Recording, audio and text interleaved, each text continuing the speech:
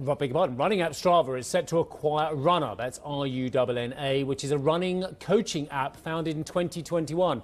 More than 150 million people use Strava across the world, tracking and sharing workouts. And I'll hold my hands up here. I am one of that 150 million plus. Michael Martin is the CEO of Strava. Michael, I'll go back to where I teased before we came to break. You didn't come up with the slogan, if it ain't on Strava, it doesn't count, or if it ain't on Strava, it didn't happen.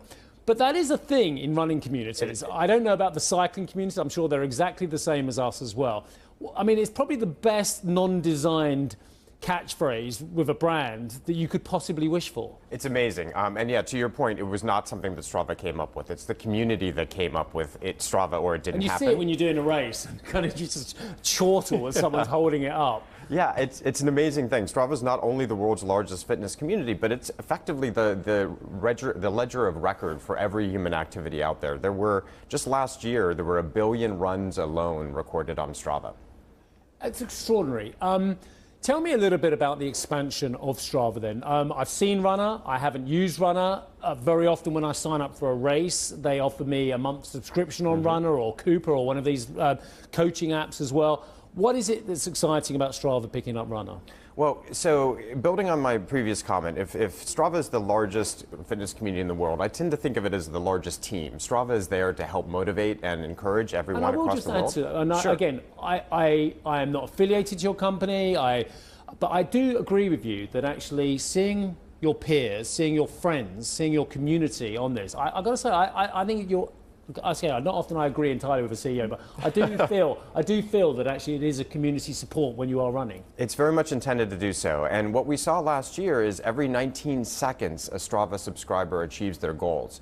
But to your point, or to your question, those goals are increasingly running goals. And so we saw a complementary opportunity for Runna to help Strava users achieve those goals, basically act as a coach. The way that I think about it is if Strava is the world's largest team, then the new team got a new coach, and that's Runna. What I've seen from the industry is that it's becoming more bespoke around health and fitness goals. It's no longer male or female or even just category. It's very specific around some of the personal challenges you may have versus somebody else. What do you make of that, and whether the big data or the data you're gathering can help people with those individual bespoke goals? I think you're spot on, Karen. We view Strava as a platform, and that platform allows you to pick and choose the different elements that are important to you and your own personal goals. Runna is an amazing coaching and training platform, which is why we're so excited about it. But there's more than 100 such training platforms on Strava, and that will likely continue going forward. Being able to have them integrated together and have that data in one location allows you to understand yourself and what you want to do next. I wonder how the Internet of Things market is impacting your business strategy, because the wearables market really has been around watches and maybe even a smartphone somewhere in a pocket. What we're seeing in future, or a ring, but in future, if you listen to Mark Zuckerberg and Cristiano Amon over at Qualcomm, they're telling us that it's increasingly going to be glasses. Do you see that evolution? Is it going to be glasses next, or is there something else coming? I think it's a fast evolving space, and it's hard for me to even say in the industry where that will end up.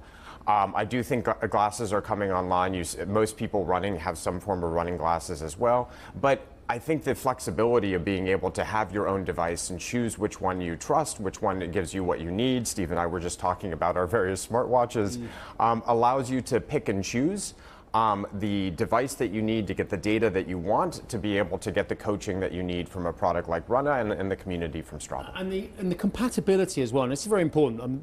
Look, the dominant name, I think I'm fair, Michael can disagree with me, the dominant name in sports watches, I mean, people would talk about Polo and what have you, but I think it's Garmin still, from my understanding.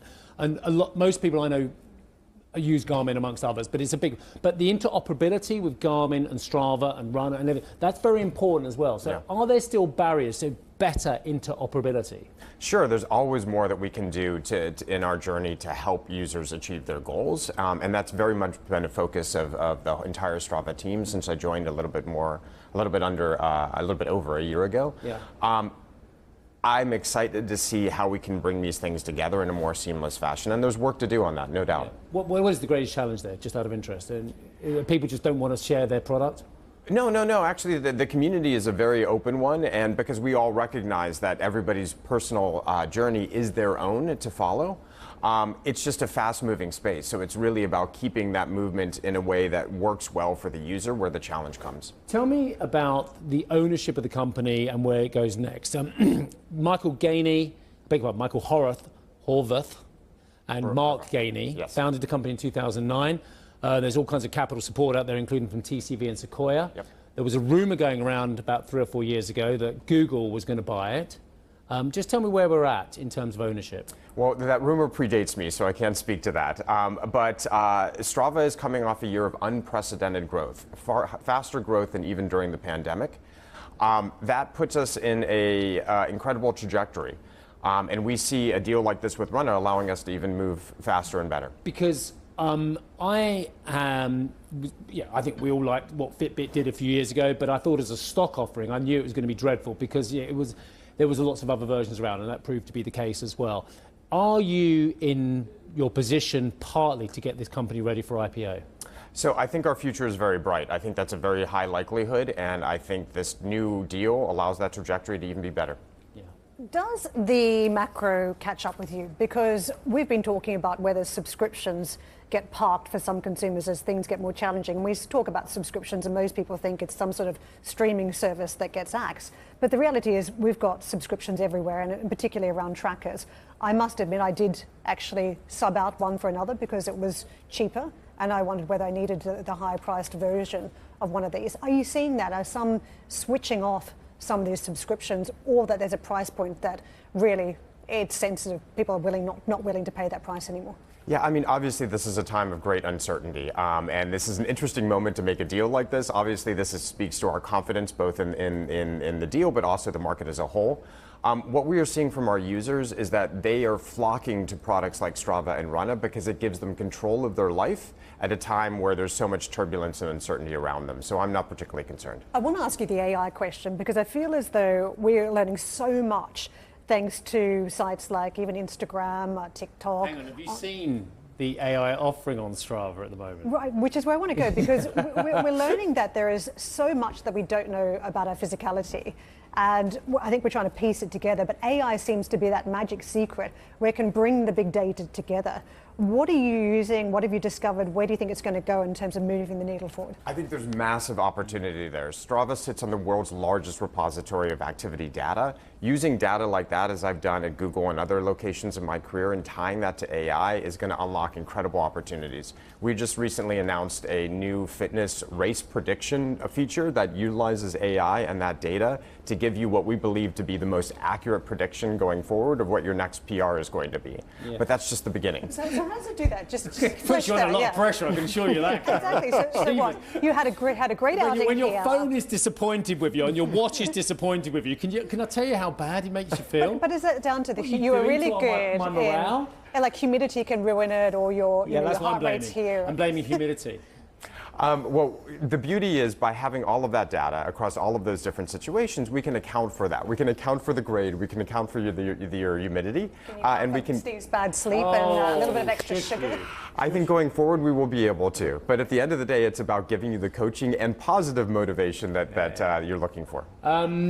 You aren't supported in China, are you? You can use your Strava in China, but there's all kinds of laws and restrictions, partly due to what you said in one of the previous answers, the fact that you are sitting on one of the world's largest repositories of data. I am a firm believer that when the Chinese consumer comes back, it's going to come back differently from where it was before. It's definitely looking at lifestyle, it's definitely looking at health, it's definitely looking at fitness as well. Yeah. How are conversations going with Strava and Chinese authorities about being able to use the product more fruitfully in China? Because if you can, that is going to unlock something mighty. Well, I certainly agree with that. I'm well versed in China and I've lived and worked there. But what I see is even beyond China. I think we're at the beginning of the next boom of fitness and activity, and I think that's going to be primarily across Asia, specifically Southeast Asia and the global South. Indonesia is one of our fastest growing markets in the world, and I expect that to continue and grow. Yeah. Do you find Strava puts you on a little bit of pressure at times? Well, it is a positive coaching platform, but yeah, I feel like there's an opportunity when your best for us mates to are knocking off, goals. 50, 60, 70 miles a week kind of thing, 800 miles a week, and you're like, you've only done one little run around the city? Our goal is to make you more active, and I think if we can do that in a positive way, it's benefit for you and the world as a whole. Quite stressful, though. Only for type A personalities. Are you under pressure? I can show you. When my little group, and they've all knocked off, 50, 60 miles, and it's Thursday. A bit of pressure. Not competitive in the slightest, are Not you? competitive in the slightest, no. What's your next, you a runner or a cyclist? I'm a runner and a cyclist, but I'm training for the Rio Marathon right now. Well, that puts And Steve under pressure. You need to hop on, hang on. I'm going to follow you now. What are you looking for? I'm looking just to complete it. I've been a runner for quite some time. I haven't done races of that duration, so this is going to be the first and flattest marathon that I've run. So I'm excited to see what I can do.